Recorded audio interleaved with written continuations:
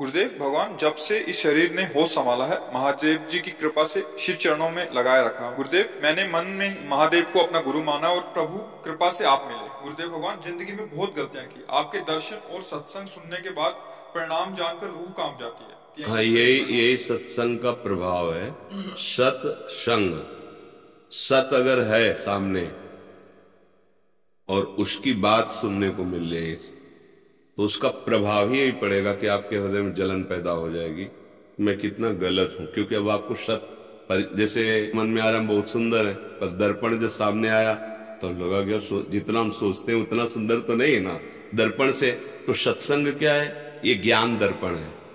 आपको जीव ही झका तो घबराहट हुई, अरे मेरे से ऐसी गलती कैसे हो गई, मैं कितनी गलतियां कर रहा हूं, मुझे इसका परिणाम भोगना पड़ेगा। अब भयभीत हुआ ना, होना चाहिए भयभीत। अब भय से निर्भय की हमारे अंदर वृत्ति मैं कैसे बचूं?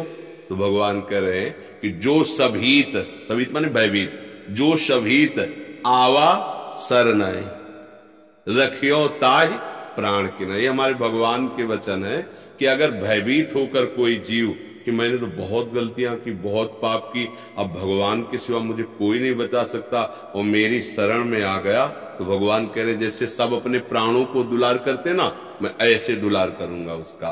कोटि विप्र बदला गए जाहू आए शरण तजो नहीं ताहू। अगर करोड़ ब्रह्म हत्याएं भी उससे हो गई और मेरी शरण में आ जाए तो मैं फिर उसे त्यागता नहीं हूं। तो हमें लगता है कि डरना तो चाहिए, इस डर से मन जो है गलत कामों की तरफ जाएगा नहीं और भगवान की शरणागति हो जाएगी। क्योंकि भगवान ही एक ऐसे हैं जो बुरे आचरण वाले को भी गले लगाते हैं, दूसरा इस सृष्टि में कोई नहीं। जिसके साथ आप उसके अनुकूल व्यवहार करोगे तो दोस्त बनेगा, चाहे वो कोई भी हो, स्त्री हो, पुरुष हो, बच्चा हो, बूढ़ा हो। और आपसे प्रतिकूल व्यवहार बने फिर गले लगाए, ऐसा तो मुझे नहीं लगता सृष्टि में कोई हो। फिर ये एक ही उपाय है कि भगवान और भगवान के जन ही एक ऐसे हैं जो गिरे हुए को हृदय से लगा के और उठाकर आगे बढ़ाते। नहीं, संसार का स्वरूप बहुत विचित्र है। यहां तुमसे काम बन रहा है, स्वार्थ की पूर्ति हो रही तो हाथ मिलाएगा। तो हमारे एक मित्र हैं प्रभु, जो केवल हमको स्वीकार करते हैं, हमारे अवगुणों को नहीं देखते। प्रभु का स्वभाव है जन अवगुण प्रभु मान न काऊ, दीन बंधु अति मृदुल स्वभाव। हमारे भगवान को बहुत करुणामय स्वभाव है, बहुत करुणामय। जैसे किसी अरब खरबपति आदमी का अकेला लड़का हो और उससे कोई नुकसान हो जाए, कोई गलती हो जाए और वो दौड़ के कि पिताजी गलती हुई, तो उसका हृदय भराएगा और कहेगा चाहे सारी संपत्ति लग जाए दांव पे, तू चिंता मत कर, मैं तुझे कुछ नहीं होने दूंगा। तो आपको विश्वास हो जाता है ना, हमारे प्रभु तो अनंत ब्रह्मांडों के मालिक हैं। अच्छा, पिता क्या है कि कानून के आगे उसको भी झुकना पड़ेगा, लेकिन जिन्होंने कानून निर्माण किया वो हमारे प्रभु हैं। वो जब कह रहे कि माफ, तो फिर किया। हम बहुत बार उदाहरण किया है कि न्यायालय विभाग में वकीलों के द्वारा प्रमाणित हो गया दोष और उसकी सजा हो गई कि इसको फांसी की सजा दी जाए। अब तो कोई नहीं क्षमा कर सकता ना, बस एक राष्ट्रपति है क्षमा कर सकता है। ऐसे ही हमसे पाप हुए, माना, उनका दंड भी हमने नरकों में पढ़ा सुना शास्त्र में कि ये नरक में ये दंड मिलता है ऐसे पाप करने वालों का, वो भी पक्का सत्य। पर एक उपाय है, भगवान गरज करके कहते हैं सर्वधर्मान परित्यज्य मामेकम शरणम व्रज अहम त्वाम सर्व पापेभ्यो मोक्षयिष्यामि मा शुचा। एक राष्ट्रपति फांसी की सजा माफ कर सकता है, तो अनंत ब्रह्मांडों के स्वामी प्रभु कह रहे हैं मैं तुझे सर्व पापों से मुक्त करूं। तो डरना, तो हम ये नहीं कह रहे कि ना डरो, नहीं डरोगे तो मन फिर उन्हीं पापों में करेगा कि बाद में भगवान से फिर क्षमा मांग लेंगे। ऐसा सिद्धांत नहीं है। सिद्धांत ये है कि जब तक हमने जाना नहीं था, जानते हुए भी वो ना जानना ही है।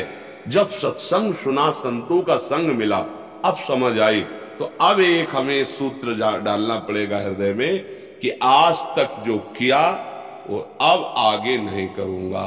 अगर कहीं विवश होके फिसल के होता है, वो भगवान अंदर बैठे वो संभाल लेंगे, उसका कोई आपको दंड भोगना नहीं पड़ेगा। भगवान हृदय में बैठे सारे, लेकिन जानबूझ के नहीं, वो अंतर्यामी, उसको किसी सलाह की जरूरत नहीं, वो अंदर ही देख रहा है। तो हमें लगता है कि हमारे कल्याण मार्ग में ये बात तो जरूरी कि आपको डर होना चाहिए। शास्त्र का डर, समाज का डर, कानून का डर, भगवान का डर, ये आपको अच्छे मार्ग में चलाएगा। ये जो भय है ना, ये हमारे मन को अच्छे रास्ते पे चलाते हैं। तो ये भय तो रखना चाहिए, पर इतना भी भयभीत ना हो जाए कि हम भगवान का भरोसा ही न रख पाए कि हम तो इतने नीचे कि भगवान, ऐसा नहीं है। भगवान इतने कृपालु हैं कि वो कैसा भी कोई हो, अपिचेत सुदुराचारो भजते मां मनम निभाग। सुदुराचारों को मतलब होता सांगो पांग पाप करने वाला, कोई अंग नहीं छोड़ा पाप के, सब कर डाले। वो भी यदि मेरी शरण में आ जाता है तो साधु रेवसा मंतव्य, मैं उससे आदेश करता हूं कि साधु मानो, अब करूं सद्य ते साधु, मैं उसे महात्मा बनाऊंगा। तो मालिक है वो। तो मुझे लगता है कि इस बात में हम डरे ना कि अब मेरा उद्धार नहीं हो सकता। इस बात से डरे कि जो गलतियां हुई वो पुनः गलतियां ना हो, और भगवान का आश्रय लेकर नाम जप करे, अच्छे आचरण करे। जो गलतियां शरीर से हुई हैं अब उनका हम सुधार करें, उनको हम सावधानी पूर्वक रोकने, और अगर नहीं रुक पाते, पूर्वाभ्यास फिसल जाते, फिर खड़े हो, फिर चलो, नहीं करो, फिर फिसल जाते हो, फिर खड़े हो।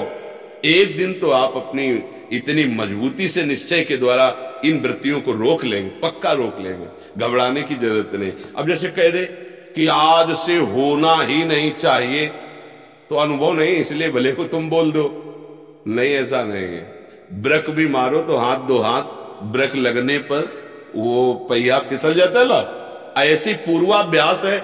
आज से हम कह रहे नहीं करेंगे, पर एक समय ऐसा आएगा जिस समय हमसे त्रुटि हो जाएगी। इसलिए हम ये आपको कहते कि अगर फिसल गए तो घबराने की जरूरत नहीं, फिर खड़े हो, फिर कोशिश करो कि हम ना फिसले। फिर फिसल जाते हो, फिर खड़े हो।